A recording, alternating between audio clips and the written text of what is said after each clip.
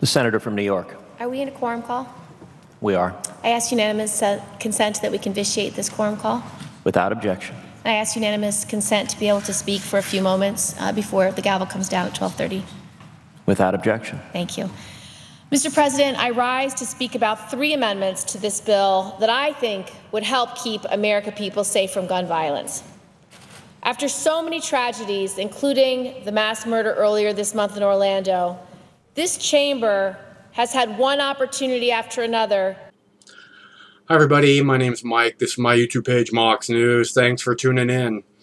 Okay, so I just have to stop right there for just a sec and point out that this is exactly what it is I keep saying. These people, these bloodthirsty psychopaths in Congress, in the Pentagon, in the White House, see your tragedies as opportunities. I keep wondering, you know, if when Barack Obama sees one of these things happen, one of these mass shootings happen, if he doesn't jump up and go, yes, another opportunity. Seriously. They don't seem to really care about stopping this gun violence or, you know, understanding why it's happening. You know, I mean, the opportunity should be, okay, now we have another psychopath who we can look at and understand, try and figure out what it is that's causing this. What it is that's causing this to happen. Okay? This particular psychopath clearly called the police and said, stop bombing Iraq and Syria. Okay? Which seems like a reasonable thing to want to stop. This is not the way to go about it, clearly. But the bombing of innocent people in Iraq and Syria must stop. People like Senator Milfy Pants here must be put in prison to protect the little children of the world.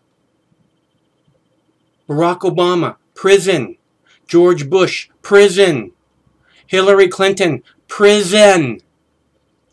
To make the world a safer place for little children.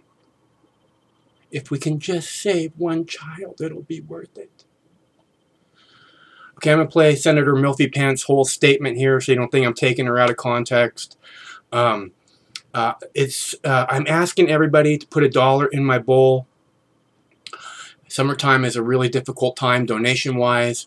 Everybody's out enjoying the good weather, and they're out of school. They're not so focused on their computers, which is a wonderful, wonderful thing. And I really encourage you to get outside and enjoy the beautiful weather and not be so focused on these negative assholes. It is really not healthy. Trust me. It eats you up. So, but I'm doing my best to pull out little bits, and I spend a lot of time doing it, and then I put myself out here so that you guys can see that I'm sincere in what it is I'm saying. These people must be stopped. The people in the Pentagon, the people in the White House, the people in Congress.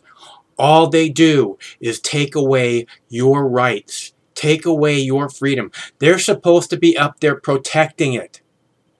And all they do is take tragedy after tragedy and turn it into opportunity for them to take away your rights, for them to give more money to the military-industrial complex, for them to give more,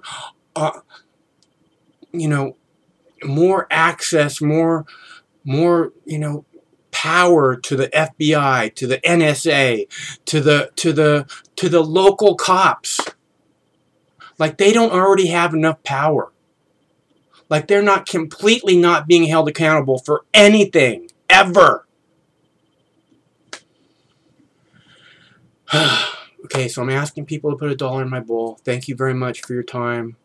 It takes about a minute to do that. There's a clickable link in the text body of this video. It says Mox News needs your help to continue.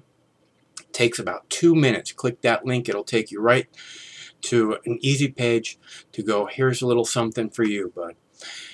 If you want to buy me lunch, that's fantastic. I love lunch. It makes a difference.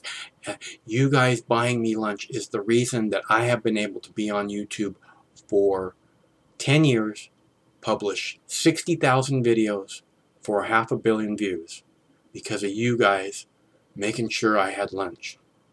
So I thank you very much for that. Stay cool. One of these days this war is going to end. It's going to be up to you and me to make it happen. The senator from New York. Are we in a quorum call?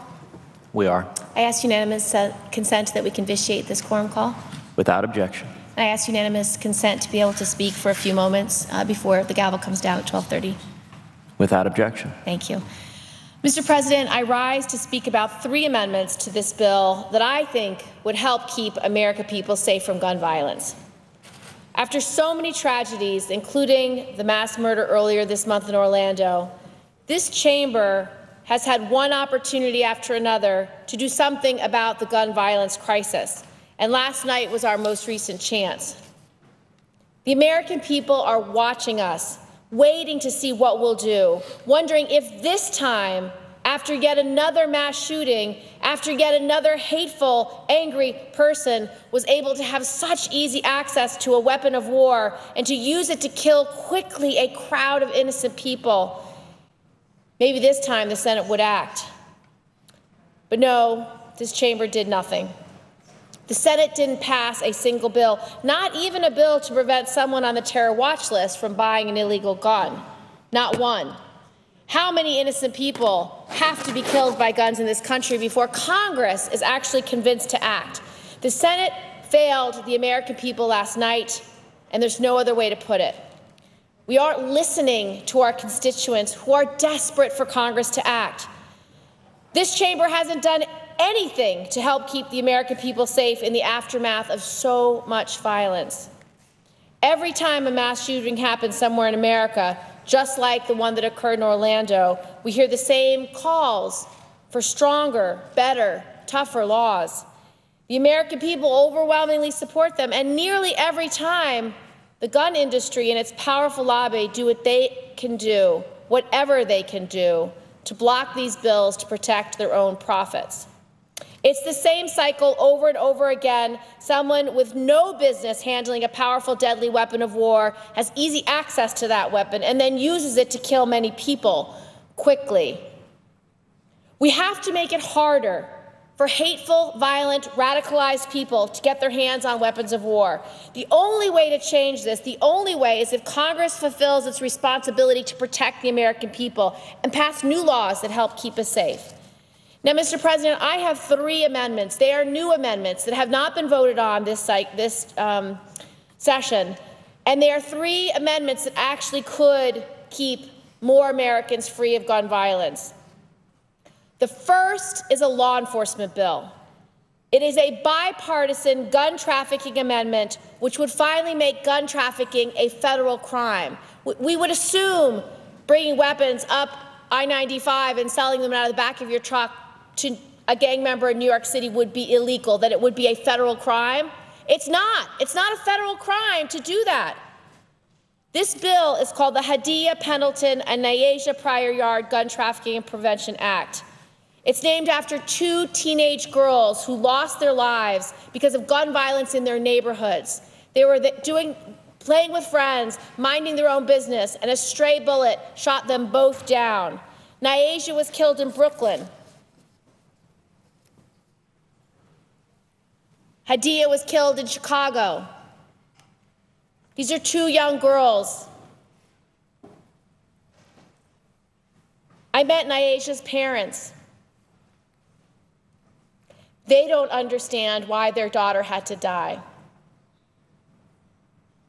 Right now, there is no federal law preventing someone from loading up a truck in Georgia, driving it up I-95, and reselling those weapons in a parking lot in Brooklyn to a gang member or other dangerous people who aren't eligible to buy guns anywhere else.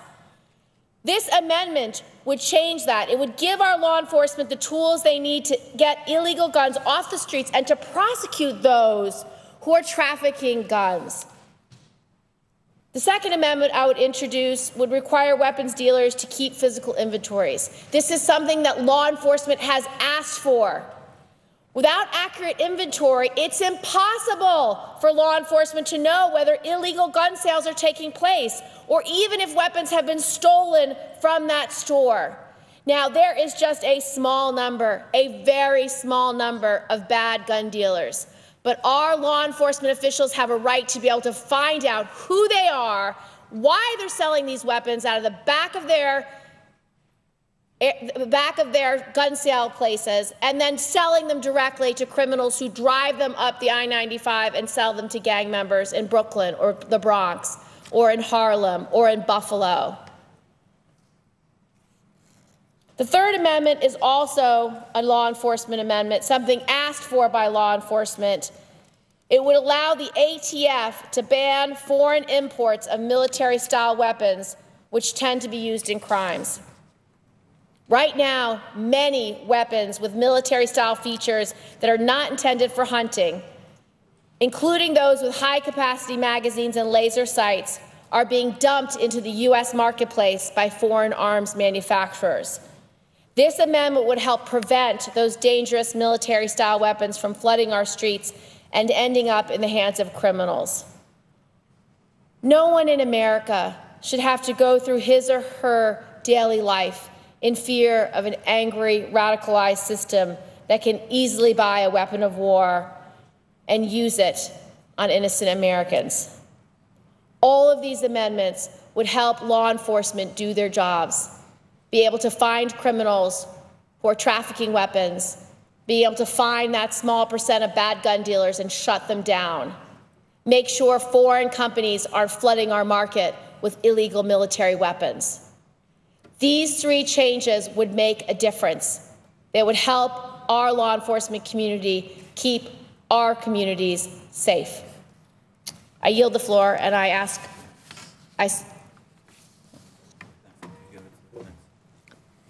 Under the previous order, the Senate stands in recess until 2:15 p.m.